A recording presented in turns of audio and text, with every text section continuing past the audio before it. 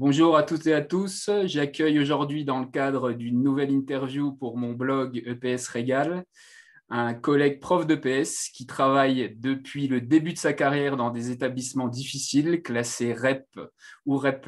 Il va sortir également très prochainement, le 14 avril, un ouvrage intitulé « Un an en Seine-Saint-Denis, témoignage d'un prof d'EPS débutant ». Il s'agit de Loïc Malfroy. Alors, un grand merci à toi, Loïc, d'avoir accepté cette interview et félicitations aussi pour l'écriture de ce livre qui va sortir très prochainement. Merci à toi pour l'invitation et puis bonjour à tous déjà et puis merci beaucoup de me donner la chance en fait de pouvoir échanger sur un sujet qui me tient un peu à cœur parce que c'est vrai que c'est une thématique qui me parle puisque justement depuis le début, comme tu le disais, j'enseigne en REP donc voilà, merci beaucoup. Plaisir partagé. Donc, tu vas nous partager justement aujourd'hui 5 astuces pour enseigner l'EPS en milieu difficile. Mais avant de parler de ces 5 astuces, pour que les gens qui nous regardent aujourd'hui, collègues ou futurs collègues, puissent un peu mieux te connaître, est-ce que tu peux présenter brièvement ton parcours professionnel donc depuis 2016? Oui, voilà, en fait, j'ai obtenu mon CAPEPS en 2016. J'ai effectué mon année de stage directement en fait, dans un collège en banlieue lyonnaise qui était classé REP. Ensuite, j'ai obtenu ma mutation en Seine-Saint-Denis pendant l'année scolaire 2017-2018 dans un collège REP+. Et ensuite, je suis revenu en fait en banlieue lyonnaise. Et là, j'enseigne actuellement en fait depuis 3 ans dans un collège qui est plus classé REP, mais par contre qui l'a longtemps été. Et j'effectue en parallèle un complément de service dans un autre collège qui est lui, par contre, classé REP. Donc voilà, c'est pour ça que les milieux difficiles, depuis le début de ma carrière, en fait, j'ai enseigné dedans. Donc, je ne me considère pas du tout comme un expert de ces domaines. Mais c'est vrai que je trouvais ça intéressant de pouvoir discuter de ce thème parce que justement, quand on débute sa carrière, le petit chemin en fait, qu'on parcourt, là, ça fait 5 ans. Je trouve ça intéressant de l'analyser pour voir comment on conçoit les choses en fait. Donc, c'est pour ça que j'ai vraiment accepté de venir discuter tout en étant très modeste par rapport à ma participation, quoi. Voilà. D'accord, super. Merci pour ces précisions. Alors justement, au regard de tes expériences en établissement REP et REP+, quelles seraient pour toi tes 5 astuces pour enseigner l'EPS en milieu difficile? Alors on parle d'astuces, mais on va dire des choses qui fonctionnent, que tu as testées, tu as remarqué qui fonctionnaient bien avec les élèves depuis le début de ta carrière dans ce milieu difficile. Oui, c'est vrai que la première chose, moi, que je peux constater en tant que professeur depuis que j'ai démarré, c'est vraiment l'importance de parvenir à instaurer un climat de travail serein. En fait, c'est en réalité nécessaire, quel que soit le contexte d'enseignement, mais c'est quelque chose de plus difficile qu'on le croit dans un milieu difficile, et pourtant, c'est super important en fait, d'arriver à le faire. En fait, j'ai constaté que la violence en fait, dans le milieu scolaire, mais également dans le cours de PS, elle s'invitait régulièrement. Il faut dire qu'en fait, les APSA que les élèves sont amenés à pratiquer, elles peuvent les conduire tantôt à présenter une prestation corporelle devant les autres, parfois à affronter un adversaire individuel, de manière individuelle ou collective. Et donc, en fait, il ne faut pas oublier que contrairement à de nombreuses disciplines, ce que va produire l'élève, c'est visible des autres et surtout, c'est visible en direct. Et donc, du coup, cette exposition constante peut conduire à des moqueries, des provocations, des insultes et voire des bagarres. Et c'est pour ça que c'est une nécessité pour moi de garantir un espace de travail paisible, serein, où les élèves se sentent en confiance en fait. Ouais. Ce que tu dis, ça me fait penser à ma toute première année. Moi, j'étais TZR pendant 15 ans. Et ma toute première année de remplacement, j'étais en lycée professionnel. Et c'est vrai que quand je faisais pratiquer le badminton, donc j'avais des élèves aussi de cité. Et à la fin du match, aucun des deux voulait dire non, j'ai perdu. Alors, qui a gagné? C'est moi. Les deux me disaient, c'est moi. Et c'est vrai que avouer la défaite devant l'autre, c'était pas possible. Avec certains C'est élèves, ça, c'est vrai que c'est compliqué dans l'affrontement, comme tu le disais. c'est ça. Et du coup, c'est vrai que après, donc ça, c'est un constat. Maintenant, après, comment faire en tant qu'enseignant lorsqu'on débute? Déjà, je trouve que ce qui est important, moi, ce que j'essaye de faire, c'est de vraiment montrer l'exemple en tant qu'enseignant, en tant que personne adulte, en tolérant en fait aucun agissement négatif d'un élève à l'encontre d'un autre. Et du coup, vraiment prendre le temps de dialoguer en fait sur ce principe fondamental. Parce que du coup, quand il y a une altercation entre deux élèves, voilà, il ne faut pas hésiter à arrêter son cours, prendre le temps de revenir sur l'altercation, pourquoi elle a lieu, est-ce qu'elle est vraiment utile, etc. Et donc, c'est un travail qui prend du temps, mais par contre, à terme, ça fonctionne. Ensuite, la deuxième chose D'accord. qui me Donc, paraît… pour résumer, tu dirais que oui, instaurer vraiment un dialogue, peut-être plus que dans un établissement entre guillemets facile, dès Ouais, qu'un problème survient, essayer vraiment d'en parler avec la classe, ce qu'on c'est ferait ça. peut-être pas forcément dans un établissement un peu plus facile où on va peut-être résoudre le problème avec l'élève directement, mais là, tu préconises plutôt d'en parler devant toute la classe. Oui, en fait, c'est ça. Et puis, il ne faut pas hésiter à le faire pendant le cours. Enfin, c'est vrai qu'au début, Mm. quand on débute, moi, je me souviens, dans les premières années, enfin, les 2, 3 premières années, souvent, on se dit il faut que le cours se passe sans bas. En fait, faut que ça soit toujours calme et tout ça. Et en fait, des fois, il ne faut pas hésiter à arrêter son activité et vraiment dialoguer avec les élèves. Et je trouve qu'en milieu difficile, c'est particulièrement vrai. Donc ouais, c'est quelque chose que j'ai pu constater. Après, c'est vrai qu'il y a aussi autre chose. Donc là, ce n'est pas forcément dans la relation entre les élèves, mais c'est dans la nôtre, celle entre l'enseignant et l'élève. Vraiment partir de ce que l'élève fait de positif, ce qui réussit quand on fait un retour à l'élève, pour fixer en fait un objectif qui est simple en vue d'obtenir une transformation sur ce qui fait de moins bien.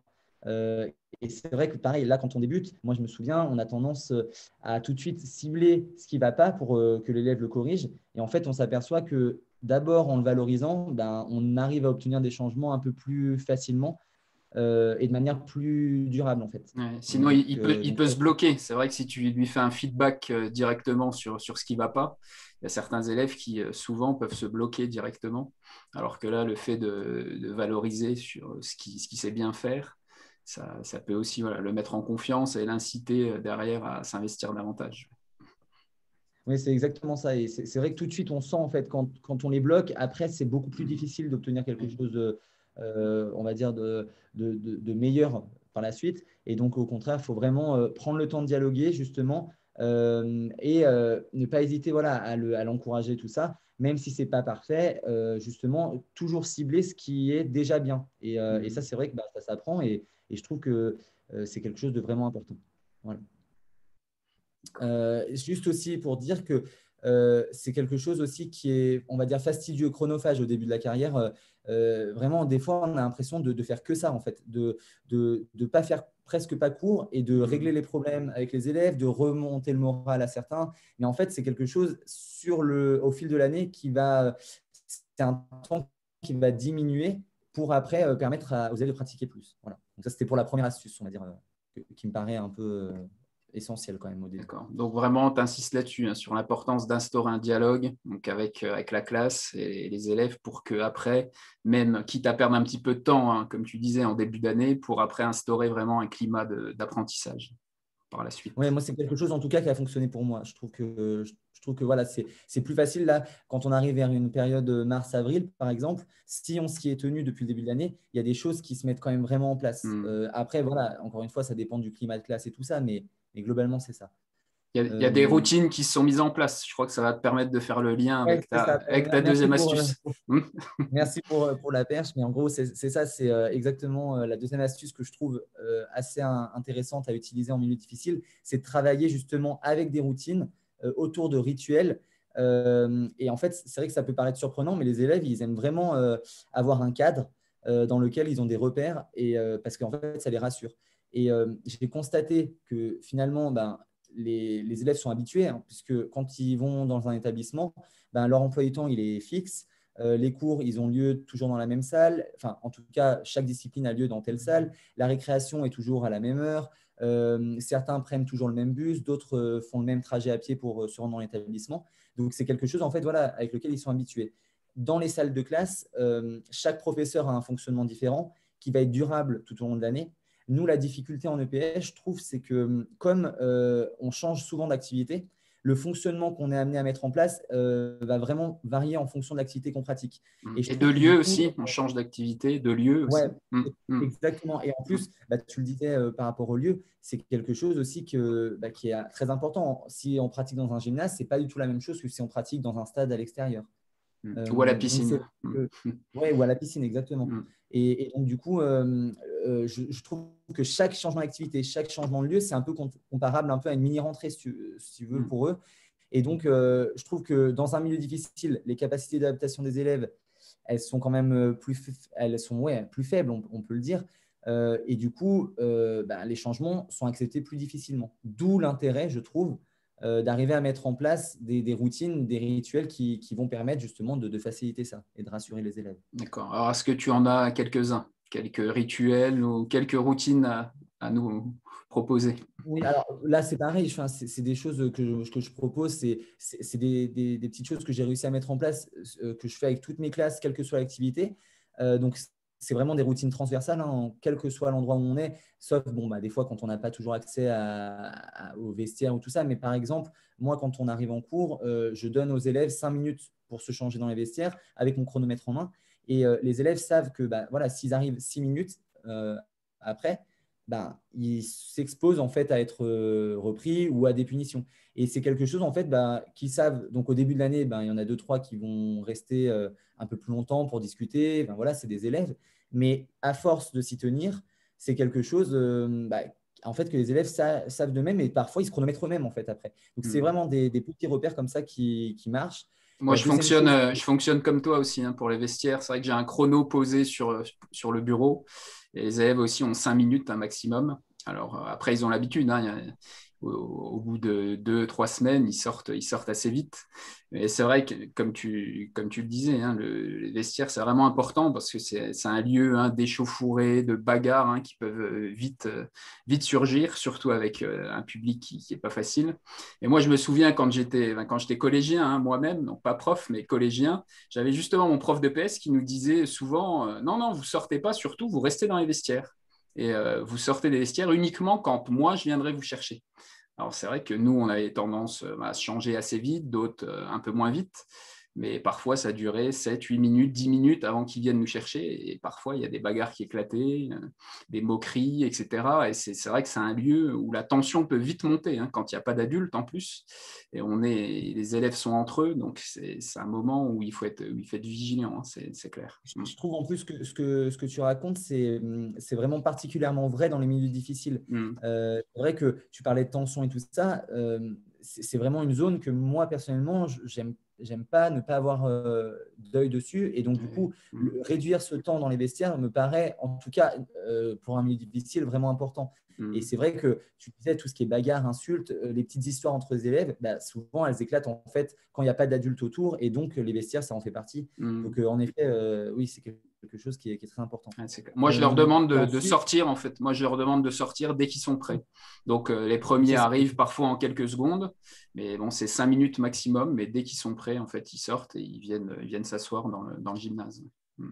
Oui, voilà, je fonctionne exactement pareil. C'est vrai qu'on se rend compte avec ce rituel que finalement, il y a peu d'élèves qui utilisent les Mm. 5 minutes à la fin. Ils sortent, en fait. Ils savent Mm. que le but, c'est juste de changer. Et puis Oui, voilà. en 3 minutes 30, 3 minutes 45, les derniers sont là. Ouais. Mm. C'est ça. Et la dernière chose qui peut marcher à peu près dans toutes les activités, c'est aussi un échauffement général stable. C'est-à-dire, moi, je fonctionne beaucoup avec les rituels des gammes athlétiques en aller-retour qui font tous en même temps, par exemple, talons-fesses, montée de genoux, des choses basiques. Alors, ça peut être un peu perçu comme parfois un peu à l'ancienne et tout ça, mais c'est vrai que c'est quelque chose qu'on se rend compte dans un milieu difficile. Ça cadre, ils sont en cohésion, ils aiment vraiment le faire. Et ça nous assure déjà un réveil musculaire quand même, un minimum, on va dire, pour pratiquer les activités. Et par contre, je trouve qu'au-delà de cet échauffement pour la sécurité, je veux dire, des élèves et de la pratique, c'est vraiment quelque chose qui les met dans l'activité, dans l'idée d'être en cours d'EPS et de pratiquer. Et donc, ça, c'est quelque chose qu'ils réclament en fait à la fin, voire qu'ils font de manière autonome, même dans un milieu difficile. Donc, je trouve que ça aussi, le fait de pouvoir utiliser un échauffement général qui correspond on va dire, presque toutes les activités. Puis après, d'aller dans un échauffement spécifique propre à l'activité, c'est aussi une clé, en tout cas, qui pour moi a marché. Donc, je trouve ça pas mal d'essayer de la mettre en place. Ouais, ça rejoint mon interview précédente avec Philippe Michel, hein, Cyper, qui utilise aussi ça. Il demande à ses élèves de trottiner 5 minutes, alors chacun avec des vitesses bien particulières, hein, il leur donne des repères, mais chaque début de cours démarre avec 5 minutes de footing. Donc ça rejoint aussi ce que tu dis. Il y a toujours le même échauffement général. C'est ça. Et par contre, ça ne veut pas dire que, en fait, il ne faut pas proposer de nouveautés aux élèves ou qu'il ne faut pas les sortir de leur zone de confort. Mais au contraire, pour le faire, je trouve que c'est intéressant justement de s'appuyer sur des rituels, sur des routines, pour ensuite essayer de trouver des nouvelles choses, en fait. Donc voilà, il ne faut pas hésiter à vraiment mettre en place ça dès le début de l'année jusqu'au bout, quoi. D'accord. Bon, Donc, merci pour ces conseils qui pourront sûrement aider les jeunes collègues hein, qui vont être je l'espère. mutés bientôt, peut-être en REP pour REP+. Donc, on peut passer à la troisième. Ouais, ben, du coup, la troisième astuce, pour moi, c'est vraiment de faire des émotions ses principales alliés en tant qu'enseignant. Puisque c'est vrai que on le sait, les APSA sont des vecteurs d'émotions. En fait, suivant l'APSA pratiquée, les élèves vont ressentir des émotions qu'ils ne vont pas ressentir dans leur quotidien, pas forcément en tout cas. Et en fait, en milieu difficile, on se rend compte qu'il y a peu d'élèves qui pratiquent des activités extrascolaires, pardon. En tout cas, pas toutes les activités extrascolaires qui sont prévues au programme, dans la programmation EPS. Et donc, c'est vrai qu'il y a des études qui montrent, particulièrement par exemple chez les jeunes filles dont les parents ont des professions et des catégories socio-professionnelles défavorisées, ces jeunes filles-là, en fait, pratiquent très peu d'activités en dehors de l'EPS. Donc, c'est vrai que l'EPS, c'est un moment où on peut leur faire vivre des émotions qu'elles vont peut-être pas vivre du tout en dehors. Et donc, ces émotions, comme le plaisir de pratiquer une activité, le sentiment d'avoir accompli un exploit, le fait de dépasser peut-être certaines peurs, réussir une tâche qui paraît impossible, c'est des choses assez exceptionnelles pour certains de nos élèves. Et du coup, en fait, ça va les marquer à court terme, mais aussi à long terme. Donc, je trouve que les émotions, c'est quelque chose, oui, vraiment très important vraiment à concevoir en fait en tant qu'enseignant. D'accord. Voilà, Donc ça, c'est ton constat. Maintenant, est-ce que tu peux dire comment tu mettrais ça en place de manière un peu plus concrète? oui. Donc, c'est pareil, hein, j'essaye de le mettre en place. Hein, c'est pas quelque chose qui est forcément facile à faire, mais c'est vrai que, par exemple, le fait de travailler autour de situations ludiques, c'est susceptible quand même de générer plus facilement des émotions que des situations où on va être très proche, par exemple, d'une répétition d'un geste technique. Donc, je ne dis pas qu'il faut absolument ne jamais travailler en répétition autour de la technique, mais par contre, dans notre façon d'aborder les situations et les activités, trouver une forme de plaisir, de jeu, voilà, de divertissement dans la situation, c'est quelque chose qui est susceptible de générer des émotions. Par exemple, en tennis de table, moi, bon, alors je sais que tu es expert du coup en tennis de table, j'espère que je vais pas m'avancer en disant quelque chose qui pour Vas-y, toi n'est pas tu peux y mais aller. Tu peux y aller. mais c'est vrai moi, par exemple, ce que j'utilise parfois, c'est en fait un jeu de cartes en parallèle du match de tennis de table. Et en fait, certaines cartes vont donner une contrainte à l'adversaire, un coup qu'il a interdit d'utiliser, par exemple, ou alors vont donner un avantage à l'élève qui va l'utiliser. Et en fait, c'est des choses qui vont créer en fait une émulation.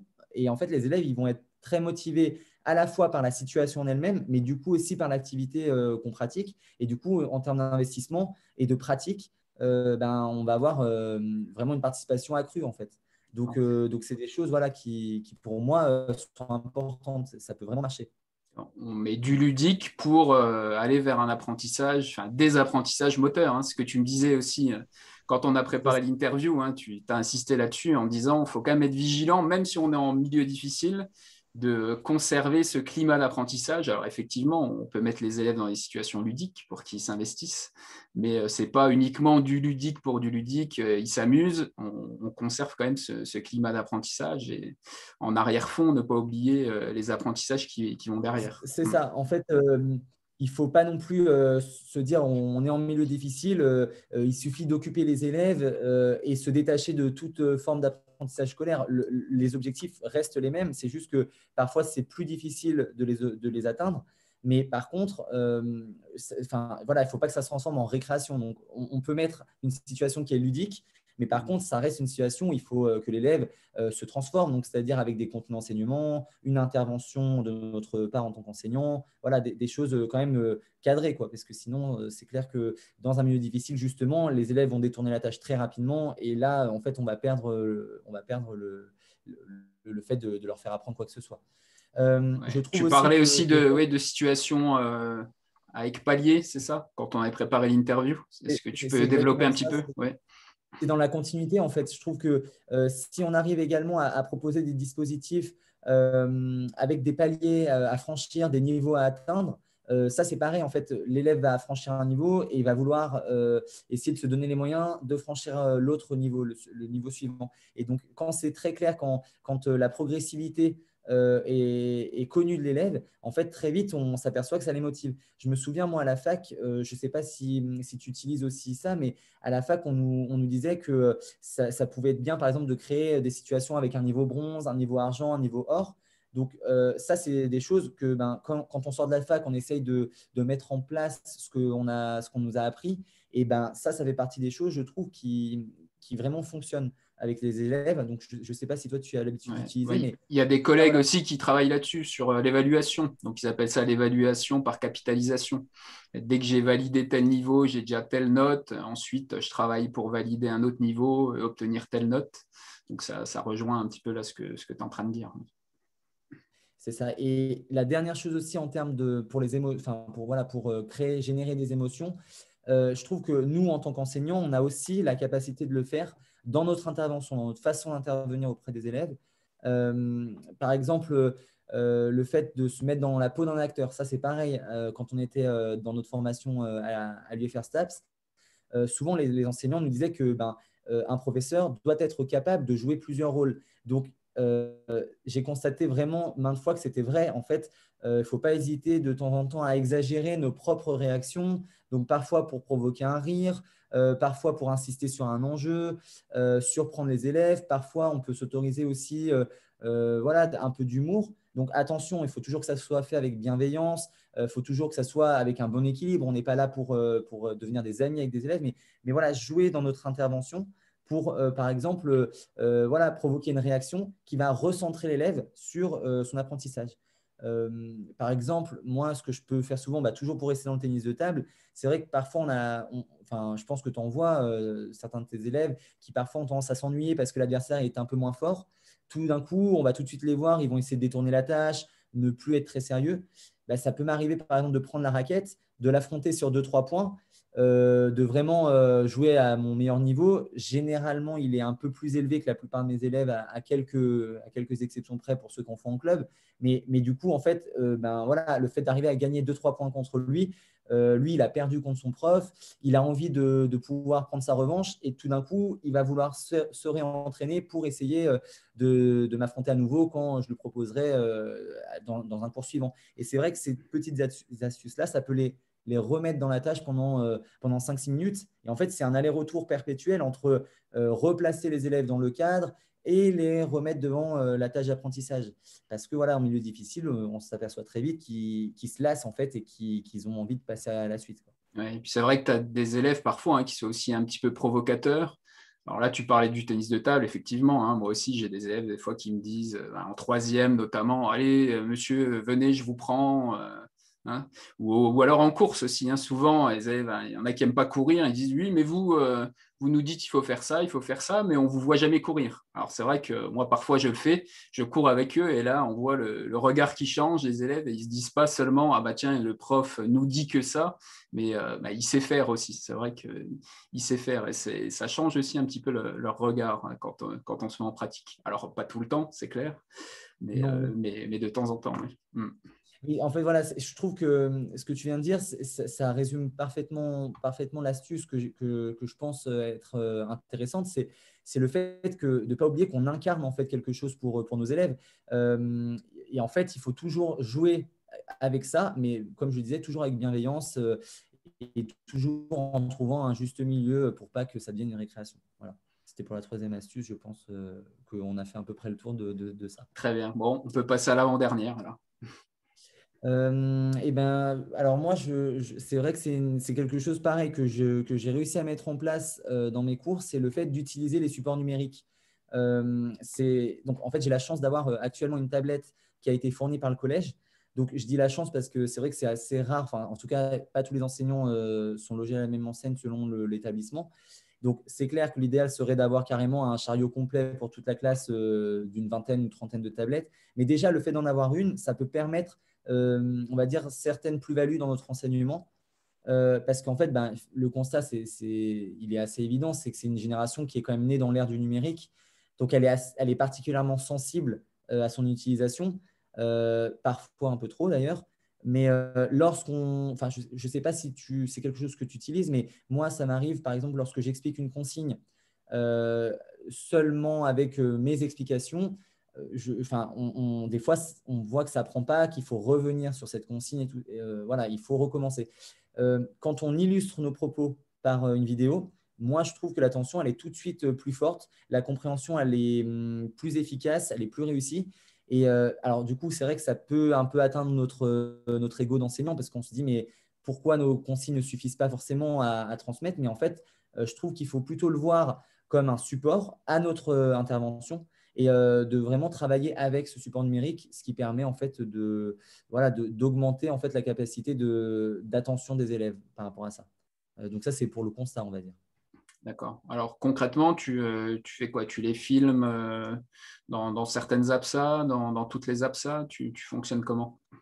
Alors bah, là, c'est pareil. Moi, c'est quelque chose que je suis en train de mettre en place. Donc, j'ai pas tout testé. Je sais qu'il y a vraiment il y a vraiment aujourd'hui, il y a beaucoup de travaux qui sont en train d'émerger là-dessus.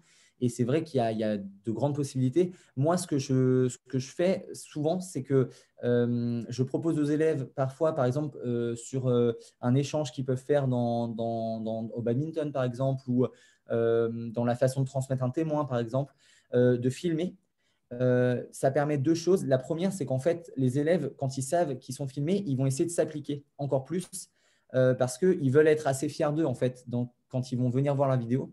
Donc, c'est la première plus-value, c'est que déjà, les élèves vont s'appliquer quand on les filme. Et la deuxième chose, c'est quand ils vont venir voir la vidéo, je trouve que c'est un bon moment pour essayer de les questionner, de leur faire décrire en fait ce qu'ils font. Et tout de suite, là, en fait, ben, ils vont prendre du recul, ils vont avoir un processus de réflexion qui va se mettre en place. Et en fait, on se rend compte qu'en milieu difficile, c'est des choses qui sont assez dures à obtenir. En tout cas, moi, je trouve que c'est des choses que enfin, je ne suis pas capable en fait de le faire obtenir à mes élèves à chaque cours, tout le temps. Donc, c'est des choses qu'on essaie de rechercher en tant qu'enseignant, particulièrement quand on débute. Et là, en fait, cette vidéo, elle permet ça de manière beaucoup plus simple.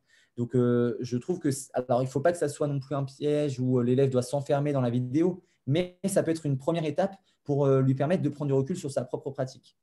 Voilà, Ouais, je ne sais pas si toi, tu utilises aussi ça. Mais... est-ce que tu n'as pas de problème avec l'image de soi de certains élèves en milieu difficile?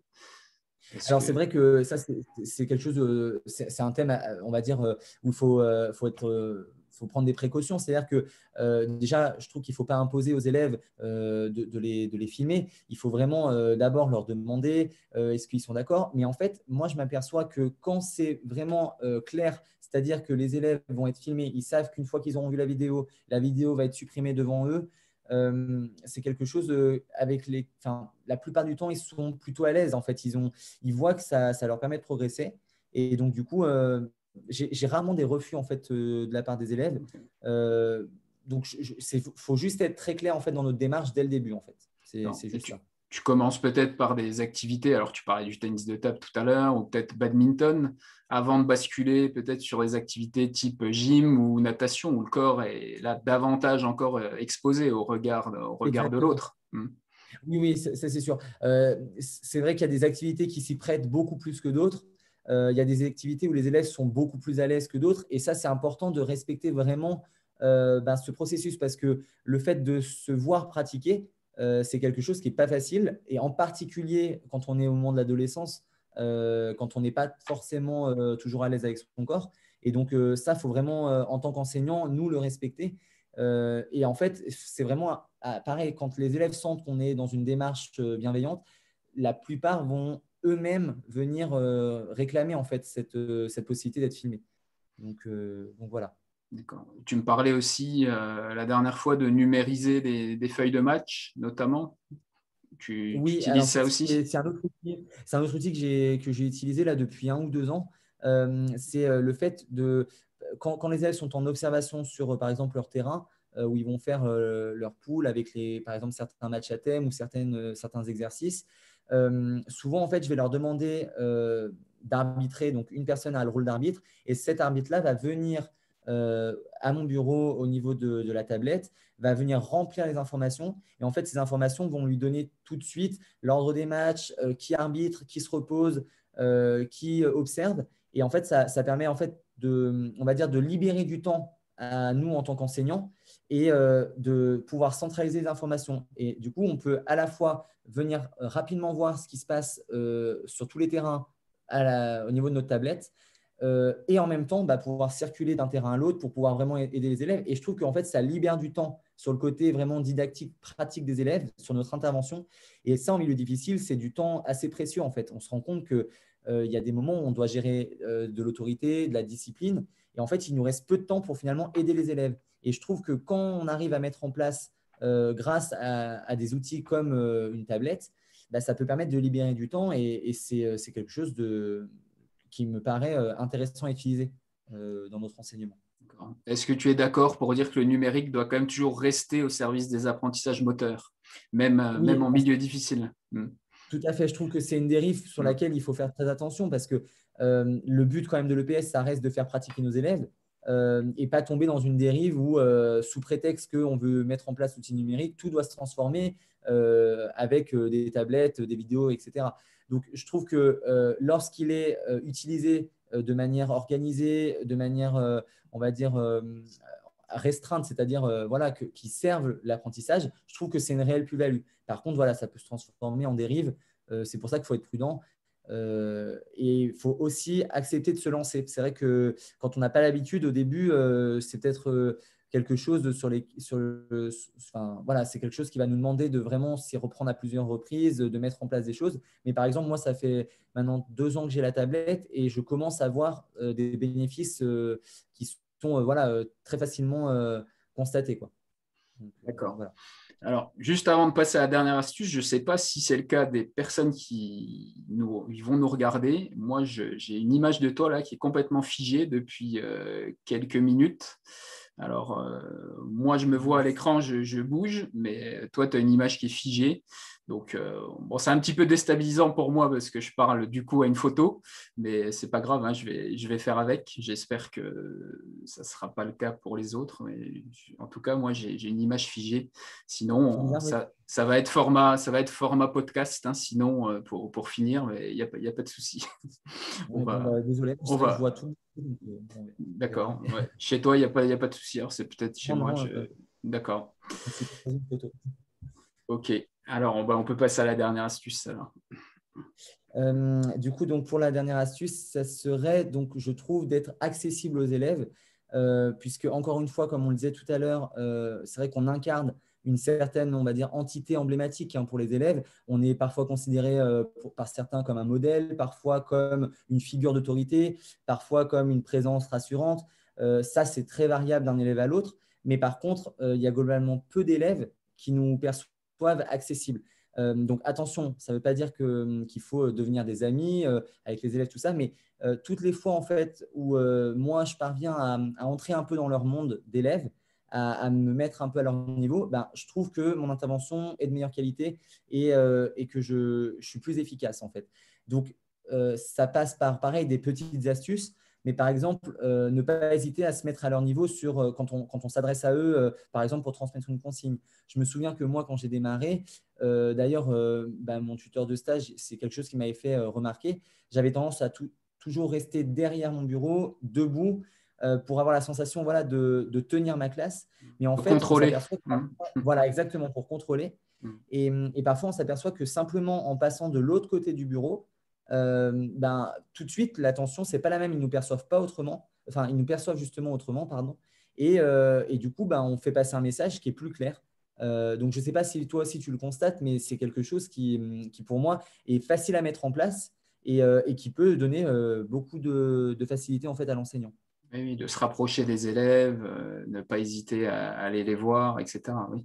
De pas laisser forcément une grande distance et parfois, oui, de se rapprocher. Et toujours dans cette idée-là, la deuxième petite astuce pour être un peu plus accessible auprès des élèves, et c'est d'ailleurs, tu en parlais tout à l'heure quand tu parlais de courir, par exemple, de montrer un peu ce que toi, tu es capable de faire aussi, bah, le fait de pouvoir pratiquer avec les élèves lorsque le contexte de classe et l'activité pratiquée le permet, puisque parfois, le problème avec les milieux difficiles, c'est que des fois, le contexte de classe, c'est un peu tendu, et donc, nous, en tant qu'enseignants, il faut qu'on assure une certaine sécurité, et on ne peut pas se permettre en fait, de pratiquer. Mais quand c'est possible, par exemple, je trouve que c'est en tennis de table, c'est quelque chose qui est quand même faisable, par exemple, et ben, ça peut permettre tout de suite voilà, de donner une image plus accessible de nous aux élèves. Donc là, on parlait de le fait d'affronter un élève sur 2, 3 points dans une raquette, mais ça peut être le fait de s'échauffer avec les élèves. Voilà, ça peut passer par plein de petites astuces. Et en fait, on s'aperçoit que des fois, l'investissement d'un élève passe aussi par la relation qu'il a avec nous, en fait, ou qu'il pense avoir avec nous, en tout cas. Donc, il marche beaucoup à l'affectivité et c'est une relation qui est assez volatile. C'est-à-dire que d'un cours à l'autre, en fonction de la remarque qu'on lui aura faite et tout ça, parfois, voilà, l'élève peut ne pas vouloir pratiquer parce qu'il n'est pas forcément en accord avec une remarque que l'enseignant lui a faite. Donc, c'est une façon, je trouve, d'amener les élèves à nous voir autrement et à pratiquer beaucoup plus. L'idée, c'est vraiment de créer des liens, d'avoir une relation assez proche, entre guillemets, briser la glace pour permettre aux élèves, après, de voir le prof autrement et de s'investir dans l'activité, dans le cours de PS. C'est exactement ça. Exactement. C'est parfaitement résumé. D'accord. Alors, si je résume et je reprends tes 5 astuces, donc la première, ça serait instaurer un climat de travail serein. La deuxième, travailler avec des routines et des rituels. La troisième, tu nous disais donc faire vivre des émotions fortes aux élèves, par exemple réussir une tâche, accomplir un exploit, dépasser ses peurs au travers des différentes APSA pratiquées. Ensuite, la quatrième, utiliser les supports numériques. Et la cinquième, être accessible pour les élèves. Tu viens de nous en parler à l'instant. Maintenant, j'aimerais bien te poser une question et te demander sur quoi tu t'es appuyé principalement pour présenter tes 5 astuces. Est-ce que c'est uniquement ton expérience depuis 5 ans ou alors des ressources théoriques également? Bah, déjà, il est évident que j'ai rien inventé dans tout ce que j'ai dit. C'est vraiment, je trouve que ça découle de la formation d'abord qu'on a eue à la fac, tout ce qu'on a appris en théorie sur des choses, voilà, sur une façon d'intervenir, sur ce qui permet de mettre en valeur la réussite des élèves, ce qui permet de les motiver, tout ça. Donc ça, c'est ce qu'on a appris à la fac. Et ensuite, et donc, c'est également du coup du travail des auteurs et de certains collègues qui travaillent sur tel ou tel sujet. Et ensuite, c'est ce que nous, on en fait en tant qu'enseignant, en tout cas ce que moi, j'en ai fait en tant qu'enseignant dans ma pratique, en tant que débutant sur le terrain, en testant des choses, en constatant ce qui fonctionne et ce qui ne fonctionnait pas. Et donc, voilà, c'est en faisant cette relation entre la théorie qu'on a appris à la fac et la pratique qu'on vit au quotidien que j'ai réussi à réunir en fait, ces 5 astuces. Et donc, c'est sur cette relation en fait, entre théorie et pratique qu'il faut insister parce que c'est vraiment au cœur de beaucoup de débats et notamment lorsqu'on débute, souvent on a du mal, on se dit mais tout ce qu'on a appris à la fac, quand on travaille en milieu difficile, on a l'impression qu'il n'y a rien qui peut se mettre en place. Et je ne sais pas si toi tu as eu ce sentiment, mais c'est vrai que quand on débute, voilà, c'est quelque chose qui passe après la gestion de classe en fait dans un débutant. Nous, ce qui nous importe, c'est de ne pas se faire marcher dessus, c'est d'avoir l'impression d'avoir le contrôle du cours. Et des fois, on a tendance un peu à mettre au placard justement la théorie, le fait de ne pas utiliser certains cadres qu'on aurait pu voir en formation pour se concentrer justement sur est-ce que les élèves transgressent des règles dans mon cours ou pas. Donc voilà, je ne sais pas si toi, tu es un peu sur le même constat, mais moi, en tout Oui, cas, tout à c'est fait. quelque chose C'est vrai que ce que tu es en train de dire là, ça me rappelle vraiment une anecdote, parce que moi, quand j'ai démarré en LP, dans ma tête, je me disais, pour avoir vécu aussi des cours de PS en tant qu'élève, moi, en ayant fait aussi des stages dans les établissements scolaires avant de passer le CAPEPS, je me disais, pour moi, de toute façon, les élèves vont venir et ils s'assoient pour l'appel. C'est normal. Dans ma tête, c'était ça. Et quand j'ai démarré en LP avec ma première classe de bac pro, donc les élèves avaient pour certains 1 ou 2 ans de moins que moi, donc les grands gaillards qui étaient là, ils arrivent et ils restent tous debout. Et là, je leur dis, mettez-vous assis, on va faire l'appel. Et là, personne ne bouge, ils restent tous debout. Et je leur dis, pourquoi vous vous asseyez pas? Ils me disent, mais le gymnase est sale, là, on va pas s'asseoir, notre survêtement va être tout sale après, il est hors de question qu'on se mette assis.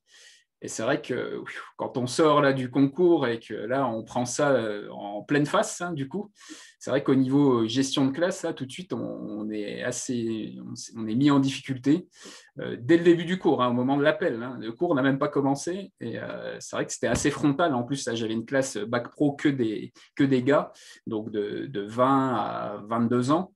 Et c'est vrai que c'est assez déstabilisant. Et on n'a pas forcément les réponses tout de suite pour répondre à ça. Ouais. C'est ça. Et du coup, je trouve, bah là, tu résumes, je pense que ce que beaucoup d'enseignants ont pu vivre, ou en tout cas une situation un peu comparable, mais du coup, le réflexe, enfin, moi, je m'en souviens, c'est ce que j'ai eu. Le réflexe, c'est de se dire, OK, il y a ce qu'on a appris en théorie et puis ce qui se passe vraiment sur le terrain. Et en gros, on dissocie les deux. Et on abandonne, en fait, on a tendance à abandonner la théorie. Et par exemple, moi, je me souviens, il y a eu toute une phase où, par exemple, je préparais plus mes cours. C'est-à-dire que je me disais, mais à quoi ça sert de préparer des cours? De toute façon, dès que j'essaie de mettre quoi que ce soit en place, c'est détruit par l'élève. Et en fait, ça, c'est on va dire un mauvais réflexe, mais qui en même temps est assez naturel quand on débute. C'est parce que voilà, on veut se protéger, on veut essayer de justement de faire en sorte que ça se passe bien justement et que les élèves se plient à des règles. Donc, par exemple, le fait de les faire asseoir. Et du coup, on oublie un peu notre rôle en tant qu'enseignant, c'est-à-dire le fait de faire pratiquer les élèves, de leur transmettre certains contenus d'enseignement qui progressent dans la pratique, qui développent leur motricité, la culture, etc., etc. Et donc, c'est vrai qu'on a tendance à dissocier ces deux choses, alors qu'en fait, elles gagneraient à quand même créer. Enfin, d'ailleurs, on le voit avec les astuces. Finalement, mes 5 astuces, si on regarde dans certains travaux d'auteur, on retrouve à chaque fois ces concepts. Donc, en fait, elles découlent bien d'une théorie. À chaque fois, il y a un lien. Mais c'est juste que ce lien ne se fait pas facilement, je trouve. Et ça, la formation, je trouve qu'on devrait insister là-dessus. Quand je vois dans certaines disciplines des étudiants futurs professeurs qui n'ont accès à du contenu pédagogique autour de la gestion de l'élève que sur la toute fin de leur formation, je me dis qu'on n'a pas encore vraiment compris les problématiques que rencontrent les enseignants débutants, sachant que beaucoup d'enseignants débutants enseignent en milieu difficile. Donc, en EPS, c'est vrai qu'on est un peu en avance sur certaines disciplines parce que c'est vrai que on a pas mal de stages. Ouais. Même au sein de nos disciplines, à la fac, on a des choses sur la pédagogie et tout ça.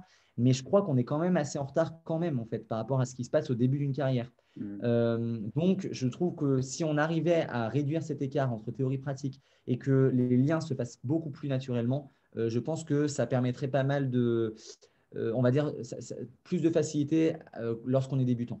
Ouais. Partir davantage des problématiques de terrain qu'on peut rencontrer en début de carrière. Ouais, je suis Mais d'accord. justement, tu sais, quand tu dis ça, je trouve que la formation essaye de le faire. Il y a des choses qui sont mises en place. On a l'impression que justement, cette formule à partir des pratiques de terrain, c'est quelque chose qui, de plus en plus, on l'entend. Mais je trouve qu'il y a vraiment une différence entre essayer de trouver absolument un lien entre la théorie et la pratique et vraiment partir de concrètement des situations, parfois, on va dire, celles que tu décrivais, par exemple. Ça, il faudrait qu'on puisse pouvoir discuter et donner des clés, en fait aux jeunes enseignants, qu'est-ce qu'on fait si la classe refuse de s'asseoir? Et ça, c'est des choses, en fait, on a l'impression que c'est des détails, mais je trouve en fait que non, ce n'est pas vraiment des détails. Il faudrait qu'on ait vraiment un travail dessus à la fac. Et ce n'est pas encore le cas, même si ça commence, je trouve, à prendre forme quand même. Ouais. On lance des pistes pour l'avenir, pour la formation. Alors, j'aimerais bien te poser aussi une dernière question sur toujours un milieu difficile. Hein. D'après toi, avec ton expérience, quelles seraient les difficultés et les avantages d'enseigner en milieu difficile? Parce qu'il y a aussi des avantages, je pense. Il n'y a pas que des difficultés. Donc, si tu as 2-3 difficultés et 2-3 avantages à nous présenter. C'est vrai que c'est une question qui est quand même difficile parce que je crois que ça dépend beaucoup en fait de la personnalité qu'on a en tant qu'enseignant. Je pense qu'on pourrait quand même être tous d'accord pour dire que le sentiment de compter en tant qu'enseignant est peut-être plus fort dans les milieux difficiles. Et en fait, le sentiment de compter, c'est quelque chose qui est assez formidable dans ce métier. On a l'impression sur des petites actions parfois d'avoir fait un peu la différence, ou enfin, de manière très modeste, hein, mais je veux dire, des fois, on a l'impression de vraiment apporter quelque chose à l'élève et c'est vraiment perceptible. Et je trouve qu'en milieu difficile, ces moments-là peuvent apparaître assez régulièrement. Donc ça, je trouve que si on peut appeler ça un avantage, je trouve que c'est en tout cas quelque chose sur lequel c'est quelque chose de positif sur lequel il faut insister. Après, Concernant les ouais, difficultés, t'as oui, je vas-y. pense aussi que tu as une solidarité qui se crée entre les collègues quand tu enseignes en milieu difficile. Bon, moi, je n'ai pas enseigné énormément non plus en milieu difficile, mais j'ai fait 2 LP, dont un qui était vraiment chaud en banlieue Messine. Et c'est vrai qu'entre collègues, on est soudés, il y a de la solidarité, on s'entraide au sein de l'équipe EPS, mais aussi dans les autres équipes pédagogiques. Et c'est vrai que c'est quelque chose qu'on ne retrouve pas forcément dans des établissements, on va dire, un peu plus faciles. Donc, il y a cette Non, solidarité-là aussi. c'est vrai que c'est une bonne remarque.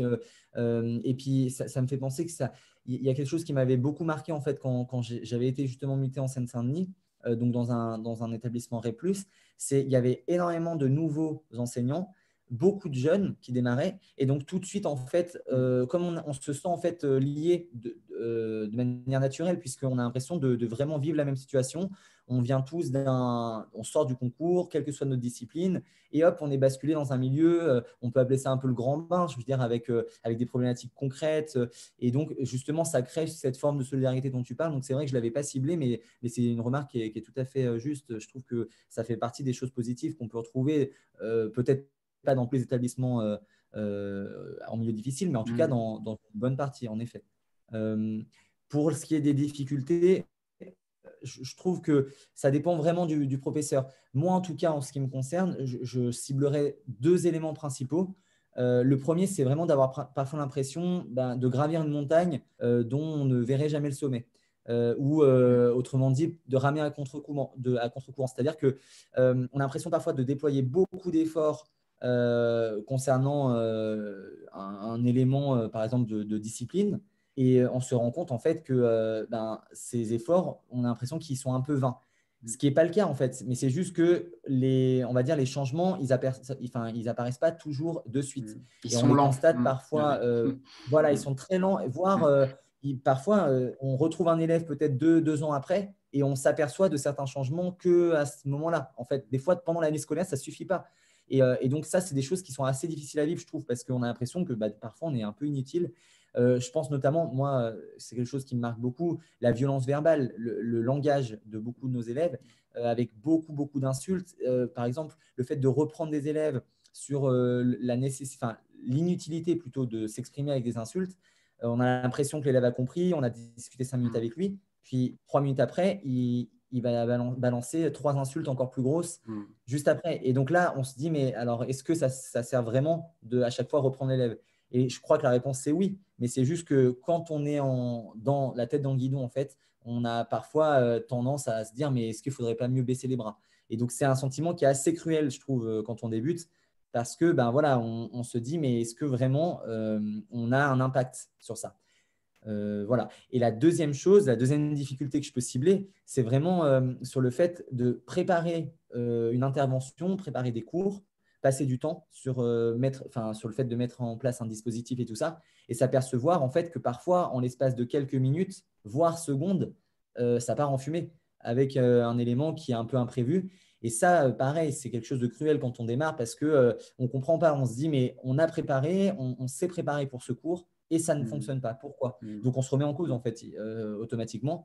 Et je trouve que ça, c'est entre guillemets une difficulté. Dans un milieu difficile, il faut accepter justement parfois de prendre du recul et de se dire que parfois, peut-être avec un autre enseignant, ça aurait été la même chose en fait. Donc voilà, je ne sais pas si tu es d'accord avec ces 2 difficultés, mais en tout cas, moi, je trouve que c'est des choses qui me posent problème. Moi, je l'ai ressenti comme quoi c'était quand même difficile d'anticiper. Alors, effectivement, tu prépares ton cours de PS, mais tu sais qu'à n'importe quel moment, il peut se passer quelque chose. Moi, quand j'allais dans ce fameux LP, tous les matins, c'est vrai que dans la voiture, je me disais, qu'est-ce qui peut se passer aujourd'hui dans le cours? Parce qu'une bagarre peut éclater comme ça d'un instant à l'autre. C'est pas évident. On a l'impression de ne pas vraiment avoir le contrôle sur la classe et je pense qu'il faut l'accepter, mais malgré le fait de mettre en place des règles, etc. Mais c'est vrai que ça peut vite partir quand même. Donc, ça engendre aussi un certain stress par moment aussi, parce que ce sentiment de ne pas avoir vraiment le contrôle sur la classe, alors qu'on ne retrouve pas forcément dans d'autres établissements où on a mis des règles en place et on sait que ça risque de ne pas bouger normalement, même si parfois ça peut arriver, mais il y a peu de risques, alors que là, c'est un milieu où c'est vrai que ça peut partir, on va dire, d'un instant à l'autre. Oui, c'est exactement ça. C'est quelque chose, l'imprévu en fait. C'est accepter le fait qu'on ne peut pas tout prévoir, que voilà, on reste des êtres humains et que voilà, d'un cours à l'autre, il peut se passer des choses que on n'aurait pas pu de toute façon prévoir. Mais par contre, ça n'empêche pas que quand on débute, on a tout de suite, on prend les choses très à cœur en fait, et on se sent tout de suite très responsable en fait de chaque chose qui apparaît. Donc voilà. Très bien. Alors, j'ai parlé tout à l'heure dans la présentation de ton livre qui va sortir le 14 avril. Alors, je voulais savoir ce qui t'a motivé à passer à l'action et à raconter donc, cette première année là, que tu as passée en Seine-Saint-Denis. En fait, c'est vrai que donc déjà, je n'avais pas du tout l'idée en fait, d'écrire un livre avant de partir là-bas, avant d'avoir une expérience d'un an d'enseignement là-bas. C'est venu Et en fait, après. oui, en fait, c'est venu au moment où j'ai obtenu ma mutation de retour, quand j'ai su en fait que j'allais à nouveau quitter le département, où je me suis dit, tiens, en fait, enfin, ça ne s'est pas du tout passé comme prévu. C'est-à-dire que lorsqu'on est étudiant, en tout cas moi, lorsque j'étais étudiant et que j'allais essayer d'obtenir mon concours, j'appréhendais en fait à l'idée de devoir subir cette première mutation qui en EPS en général est assez obligatoire, surtout quand on débute et qu'on sort, qu'on a 23-24 ans. En fait, la plupart d'entre nous sommes mutés en fait, dans un milieu difficile et la Seine-Saint-Denis en fait partie en général. C'est quelque chose qui est assez ancré en fait, dans les mémoires. Et donc, du coup, ce qui m'a particulièrement marqué en prenant du recul sur ce que j'ai vécu en Seine-Saint-Denis, c'est que si c'est une expérience qui n'est pas toujours facile à vivre, il y a tout un tas d'éléments positifs auxquels en fait on ne pense pas et qui sont pourtant bien présents en fait quand on enseigne au quotidien là-bas. Et je ne sais pas si on peut parler d'avantages ou d'inconvénients en fait d'enseigner là-bas, mais par contre moi je parlerais d'émotions, c'est-à-dire que passer par la Seine-Saint-Denis, c'est vivre tout un tas d'émotions professionnellement parlant. Et alors bien sûr, il y a la tristesse parfois, il y a la colère, le désespoir, mais il n'y a pas que ça. Il y a Il y a aussi des la joie. émotions positives, des émotions négatives. Il y a voilà, la joie, le sentiment de compter, les rires, les bons moments partagés en fait en tant qu'enseignant, notamment avec nos élèves. Et c'est exactement le message que j'ai voulu faire passer à travers ce livre, donc un an en Seine-Saint-Denis, c'est qu'il n'y a pas que des moments difficiles, c'est bien plus complexe et bien plus riche que ça. Donc voilà, c'était partager en fait un témoignage d'une expérience qui est courte mais intense à ceux qui voudront bien s'y intéresser. Et je crois que cette nuance est importante par rapport à ce qu'on peut entendre ou lire parfois à propos de ce genre d'endroit en fait, de la Seine-Saint-Denis, mais il y a d'autres endroits, milieux difficiles comme ça, réputés. Et je trouve que voilà, c'est une façon d'insister sur la nuance. Donc voilà, c'est pour ça que j'ai eu cette idée en fait d'écrire un livre. Je trouvais que le support était intéressant parce que ça permettait vraiment de développer le propos et de montrer toutes les phases par lesquelles on passe en fait en tant qu'enseignant. Alors que si je l'avais fait simplement sur un texte, ça aurait été plus compliqué en fait de développer. Donc voilà, ça a été plus facile en fait, c'était plus naturel d'écrire quelque chose de plus long pour montrer les étapes. Donc l'idée, c'est de partager oui, ton expérience pour aider les futurs collègues qui vont aller là-bas éventuellement.